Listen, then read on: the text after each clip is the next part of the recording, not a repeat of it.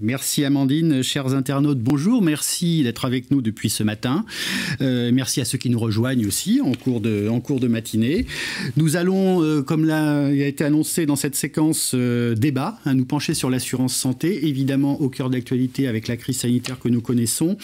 Un titre qui se veut une affirmation, l'assurance santé sans service, sans les services, ne survivra pas. Alors cette affirmation, nos invités vont la défendre en direct avec nous sur ce plateau. À côté de moi, Fanny Ridet. Bonjour Fanny. Bonjour. Vous êtes directrice générale déléguée stratégie marketing et individuelle du groupe de courtage d'assurance et de gestion, gestionnaire ENER. Et Jean-François Tripodi, à distance, dans le Sud, directeur général de Carte Blanche Partenaire. Merci Jean-François d'être avec nous sur Duplex. Alors tout de suite, Jean-François Tripodi, vous avez mené une enquête dans le cadre de l'ouvrage Dessine-moi une complémentaire santé que je remontre à nos internautes, dans lequel il y a des prises de parole de grands décideurs de la profession. Et dans cet ouvrage, vous avez aussi, ouvrage qui a été conçu en partenariat avec l'assurance en mouvement, vous avez montré dans le cadre d'une enquête des attentes de beaucoup d'organismes assureurs sur les services dans l'assurance santé. Est-ce que vous pouvez nous donner quelques enseignements sur les résultats? Oui, alors d'abord, merci de mettre en avant ce superbe ouvrage. Et donc, je profite de l'occasion pour rappeler à tous les auditeurs qu'ils peuvent le demander et qu'il leur sera adressé avec plaisir et sans restriction. Oui, dans cet ouvrage, nous avons mis en avant une enquête qui a été effectuée donc avec l'assurance en mouvement. Moi, j'ai relevé 3 grands chiffres qui peuvent être la synthèse de ce que nous allons parler. C'est que quand on leur pose la question, 88% des assureurs santé, l'assurance santé, bien sûr, sans gérer du terme, j'ai à l'intérieur des compagnies, les assureurs, les courtiers, les mutuelles, etc. Mais 88% des assureurs santé considèrent que les garanties sont proches de l'harmonisation, ils vont même jusqu'à la banalisation. C'est-à-dire qu'il y a un vrai risque aujourd'hui à cause de la réglementation, de ne pas arriver à se différencier par la garantie. Et 97%, oui, on est vraiment proche des 100%, pensent que les garanties doivent être associées à des services et que maintenant ces services sont indispensables parce qu'ils sont liés au parcours de santé des assurés qui est une valeur ajoutée maintenant pour l'assurance santé. Un point important aussi pour nous, puisque Carte Blanche Partenaire est fournisseur de services, c'est que 73% de ces acteurs de la santé, de l'assurance santé, considèrent qu'il est nécessaire qu'ils aient des partenaires pour proposer des services, c'est-à-dire qu'ils ne sont pas autonomes dans la conception, la fourniture, la gestion, ils ont besoin d'entreprises comme Carte Blanche. Donc ça, c'est un point qui pour nous est significatif et confirme notre stratégie. Tout cela est basé, et effectivement dans l'ouvrage on le voit bien, on voit bien les expressions de l'ensemble du secteur, puisque cela va des présidents des fédérations, en passant par des dirigeants significatifs de notre activité, que la contrainte réglementaire est de plus en plus forte dans l'assurance pure, c'est-à-dire le remboursement. La différenciation, on vient de le dire, mais je crois qu'il faut insister sur une chose, c'est qu'il faut surtout arrêter de parler de complémentaires en santé. Nos clients, ceux à qui nous fournissons les services pour leur assurer, sont des assureurs santé. Et à ce titre, ils ont la volonté et ils ont la stratégie d'apporter des services liés à la santé de leur assuré. Et vous voyez, on n'est plus dans la notion de complémentaire en santé. Complémentaire, on va dire complémentaire à la Sécu. Là, non, ce sont bien des services autonomes qui n'ont pas de lien avec le régime obligatoire. Et cela fait partie de la définition d'assureur santé, qui, je pense, est le vocable qu'il faut utiliser aujourd'hui. Il ne faut plus utiliser le mot complémentaire santé. D'accord. Donc fournir ces services, c'est la mission de Carte Blanche. Apporter des services à leur ajouter, être dans le parcours de santé, pour tous nos assurés, pour tous les assurés de nos clients. C'est quand même primordial d'arriver à concevoir des services accessibles à tous. Et in fine, et je crois aussi que dans l'ouvrage ça a été bien relevé, c'est on doit arriver à ce que le parcours de santé des assurés soit un maillon fort de la chaîne servicielle, de la chaîne de service de l'assurance santé. C'est comme ça, je pense, que l'assurance santé continuera à avoir une place majeure en France. Nous y reviendrons. Merci Jean-François. Tout de suite, Fanny Ridet, qu'est-ce que vous pensez très rapidement de ces résultats? Est-ce que c'est conforme à ce que vous ressentez, ce que vous vivez dans le groupe ENER? Alors les chiffres sont très forts, hein, donc je ne vais pas les remettre en cause, mais en fait ils ne me surprennent pas. Il y a l'offre de service qui est de plus en plus importante, et il y a la demande aussi. Et nous, la demande de service, on la constate à 2 niveaux. On la constate au niveau des clients au sens DRH, ceux qui achètent. Aujourd'hui, les DRH, ils se positionnent de plus en plus dans un accompagnement de leurs salariés, et finalement, ils vont bien au-delà d'un tableau de garantie. Finalement, la complémentaire santé, c'est une brique d'un programme de protection sociale qui est beaucoup plus vaste et qui donc intègre des services. Donc on a la demande du côté des clients, on a aussi la demande du côté des assurés, qui sont parfois un peu perdus parce qu'il y a profusion de services. Cette demande, elle s'est accrue aussi pendant la crise qu'on a vécue ces derniers mois et dans laquelle on est encore aujourd'hui. Donc aujourd'hui, il y a un vrai besoin de se retrouver et de définir les services, et ils cherchent des partenaires, et c'est là où nous, le groupe ENER, on pense avoir un rôle à jouer, comme le souligne Jean-François. Alors, vous avez souligné quelque chose d'intéressant, il y a profusion des fois de services. Alors, ce qui est intéressant, ce sont des services à valeur ajoutée, en tout cas c'est ce que l'on peut penser. Vous, qu'est-ce que c'est qu'un service pour vous qui fait la différence? Qu'est-ce que c'est qu'un service à valeur ajoutée? Alors l'offre de service, je vous rejoins, elle est très large. On peut avoir l'impression qu'il y a certains services qui sont un peu gadgets, et nous, notre rôle, finalement le rôle du courtier, le rôle d'ENER, c'est de piocher et de sélectionner les services pour avoir un éventail de services à proposer et les adapter à chaque client en fonction de la connaissance qu'on a de ce client. Donc on va aller piocher dans les services qui sont proposés par les porteurs de risques, qui sont développés, par les services proposés par des réseaux de soins comme Carte Blanche, avec qui on travaille énormément, des services tiers qui sont proposés par des entreprises tierces. Il y a beaucoup de start-up qui émergent autour des services santé. Puis il y a les services que nous produisons nous-mêmes, que nous développons nous-mêmes. L'ADN d'ENER, c'est un ADN qui est extrêmement médical. On a une équipe médicale qui est très étoffée et de grande qualité.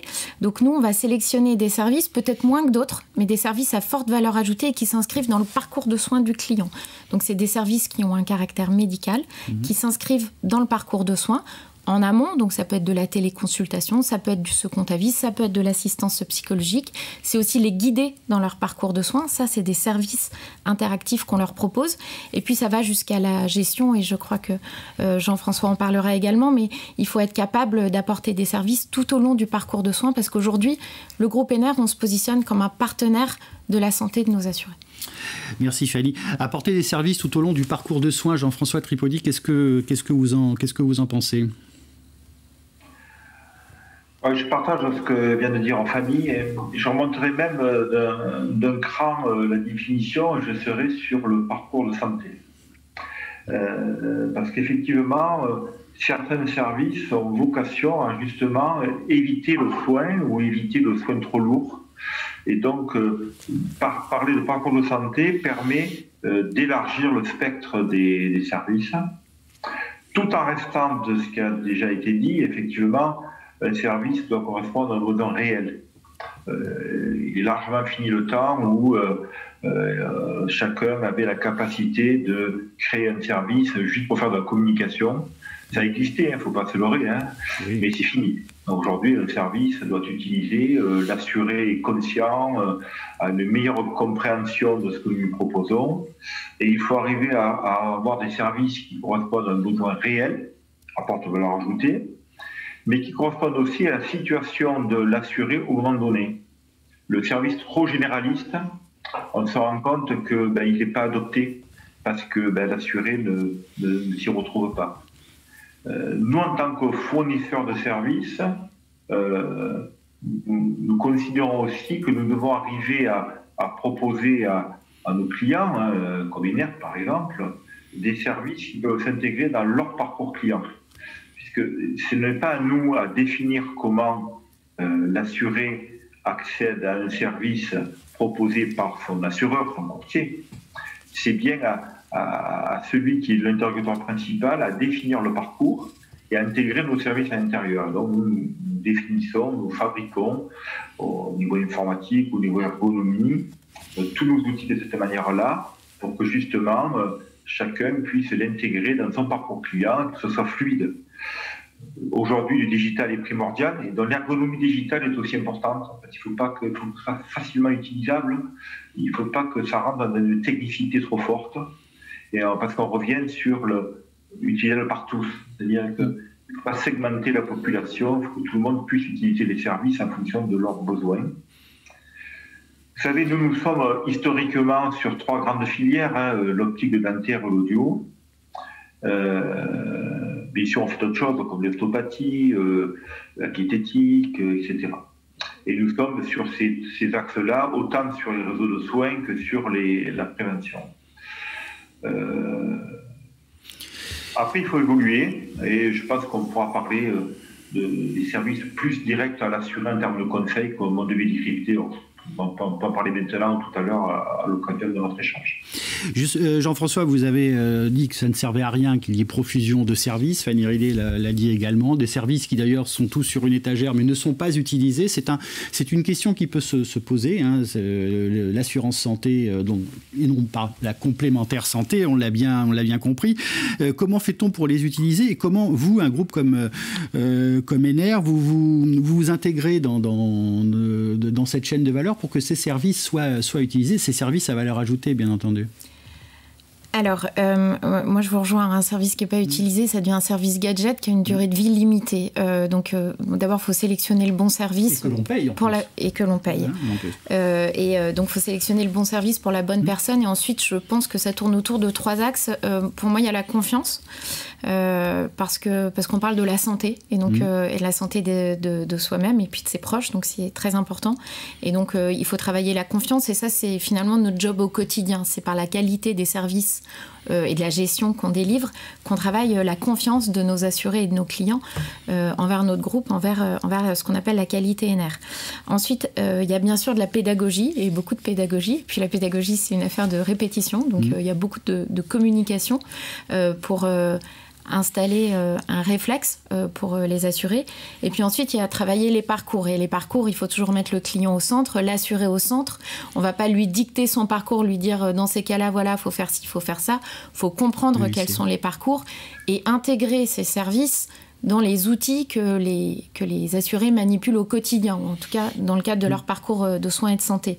Donc ça va être dans les outils digitaux, dans l'appli, dans l'espace web, mais ça va être aussi dans les contacts téléphoniques qu'ils peuvent avoir avec nos gestionnaires. Nous, on met vraiment l'humain au cœur de notre qualité de gestion, donc il faut rappeler ces services au bon moment et sur tous les points de contact qu'ils peuvent avoir, et pas uniquement sur des outils digitaux.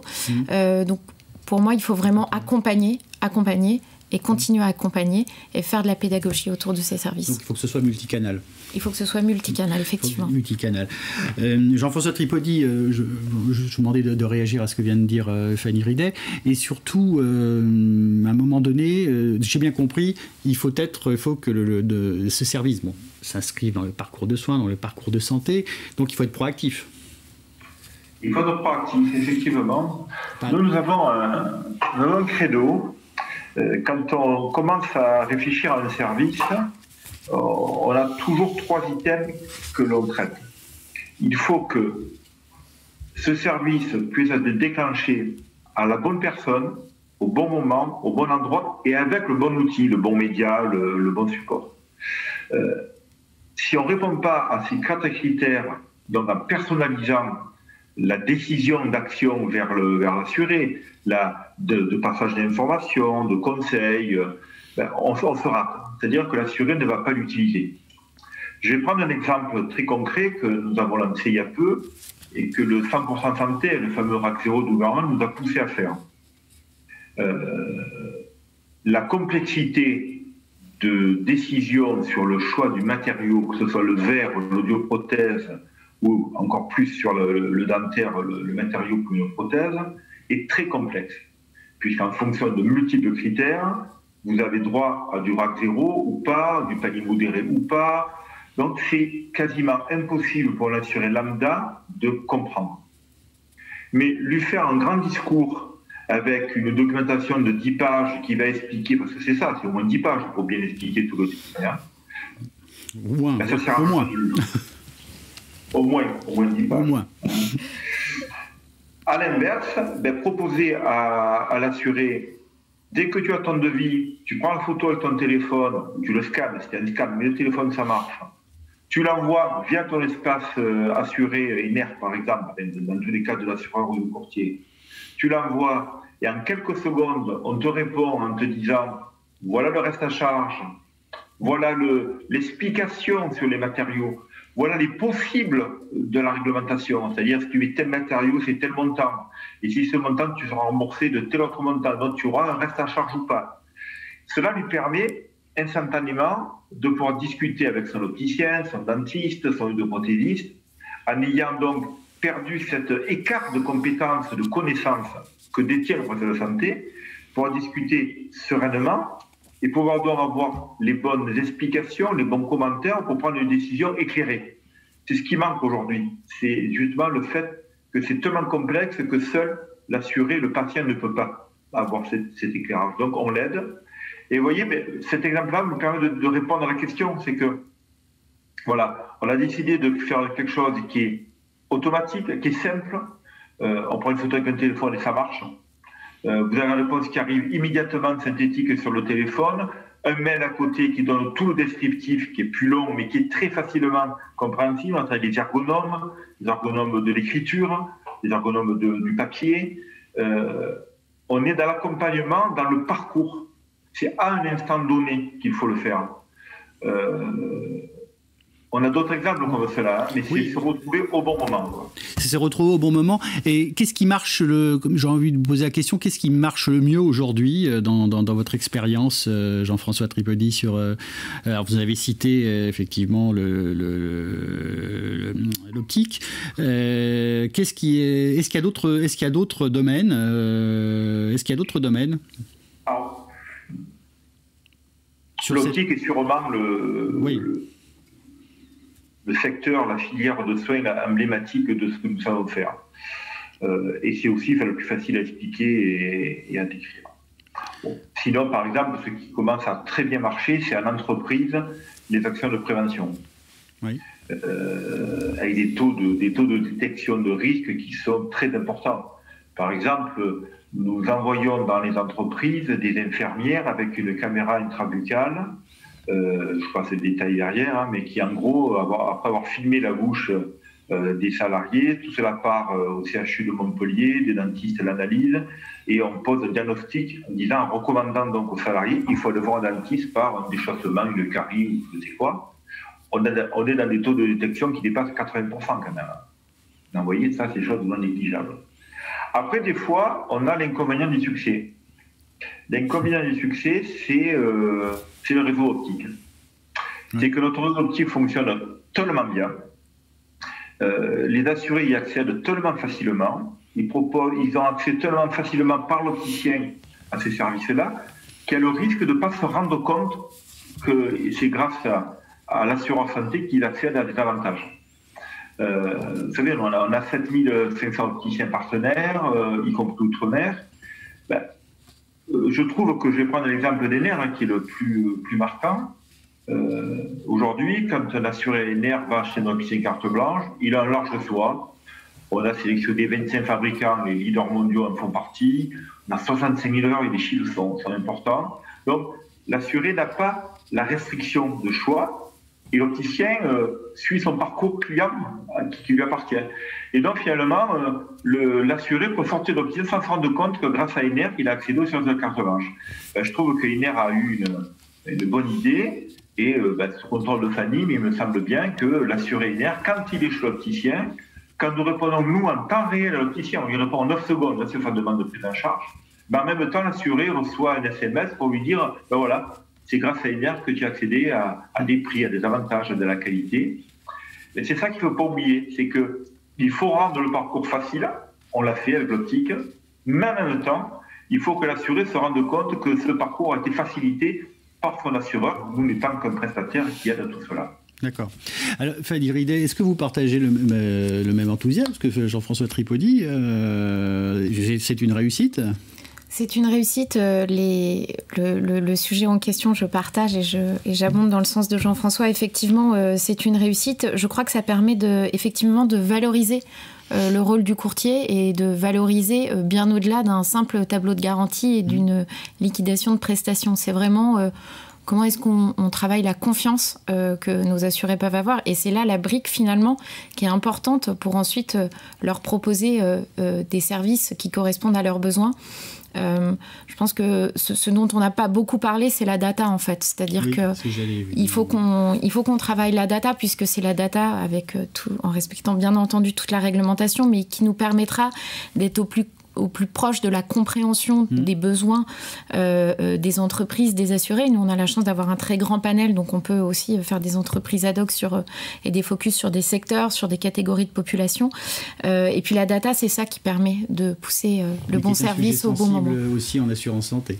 Et qui est également un sujet sensible, mais quand c'est travaillé pour l'assuré, pour lui faciliter la vie, on peut faire des choses extrêmement intéressantes en étant très respectueux de la réglementation. Donc je crois que c'est un travail continu dans lequel on s'inscrit et dans lequel beaucoup d'acteurs s'inscrivent aujourd'hui. On a parlé beaucoup d'optique. Est-ce qu'il y a d'autres évolutions qui vous viennent comme ça à l'esprit sur quels sont vos projets vous dans ces domaines au niveau de NR? Alors, je ne suis pas arrivée aujourd'hui avec une grande annonce. Moi, je crois assez peu à l'effet waouh sur ce sujet. Je crois que nous sommes inscrits dans une attention continue parce que sélectionner les services, comprendre les tester et savoir lesquels sont à forte valeur ajoutée, c'est un travail continu. Nous, on se positionne vraiment comment faire en sorte que les assurés soient les propres acteurs de leur santé. Comment on les fait travailler du curatif au préventif, donc plus en amont. Donc nous, on va vraiment sélectionner avec attention tous ces services et puis on les inclut au fur et à mesure, aussi au fur et à mesure de la maturité de nos clients dans nos offres, que ce soit dans nos offres standards ou dans nos offres pour nos grands clients. Donc au fur et à mesure des mois, vous allez voir ce sujet s'amplifier chez NR parce qu'on y travaille avec une très forte attention. Parce que le grand défi quand même, c'est faire en sorte, mais on en a parlé tout au long de ce plateau qui se termine, que les assurés utilisent ces services. Je pense que c'est un des grands défis pour l'assurance santé de demain, puisque on sait sur ce plateau, on ne va pas revenir dessus, on sait qu'elle ne survivra pas sans service. En tout cas, nous le croyons, je pense tous. Jean-François, vous voyez des évolutions possibles qui vous viennent comme ça à l'esprit Oui, alors d'abord, des évolutions dans la relation avec l'assuré. C'est que bien sûr, il faut arriver à créer un réflexe de l'assuré pour accéder à des services que nous pensons pouvoir lui apporter une réelle valeur ajoutée.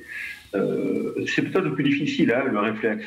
C'est combattre le réflexe Google, concrètement.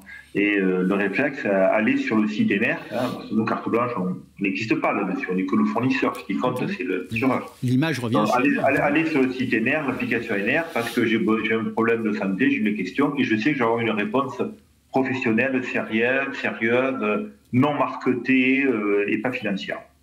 Donc, mais malheureusement, je pense qu'on n'arrivera pas à avoir ce réflexe à 100%.